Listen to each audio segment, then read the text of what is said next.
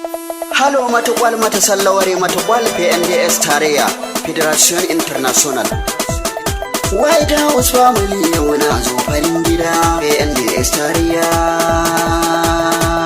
sama wannan kiɗa na ku ne salon gangar ku ne kiɗan na gidan ku ne ni kuma aina ku ne mai waƙar na ku ne Mustapha ai gwiwa ne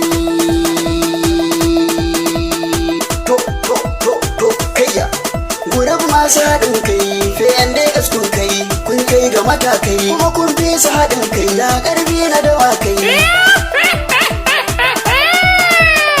PNDS tarayya ku ne yan farin gida PNDS tarayya ku kan ba ku gargada a gurab wasu ba nake ƙara faɗi na jaddada kun haɗa kai na ku azzaman ku ba faɗa kun gare ka dangare na yi kama da ɗan kada duk abin da za su yi ba sa yi da fargaba shi ne yasa aka sa su sahu a can gaba gurab wasu ba na PNDS na ce saba kun sai da hankula na ku kuna ta ci gaba kuma na sani a yanki fannin ku ba da ba magana ta ilimi ku ne ku kararraba magana ta shugaban kasar ku yanzu ta gaba mama da isu Allah ƙara martaba shugaban kasa na Nijar ne dai bana ki ba dan kai ayyuka a kasar ta yi ci gaba ni Mustapha ku aiwe wahalin ka na ba daga Najeriya na zo Nijar gashi ta yi fes a yanzu na yi mamaki yanzu ta yi ras jama'ar cikin kasar su ma sun yi fes dole ne na ƙara juyi da rawa na ɗan yi gas dan kun wuce da gas da kamfanonuwa na gas shi ne yasa nake baitoci rakas da ganguna nake juyi na dagwas wai na shugaba na gurbi ne wai na shugaba na gurbi ne Habu da wai shakara wa gani na iso shugaba na yaɗa labarai a gurbi da so sannan kai ke kulawa in har ka ƙara so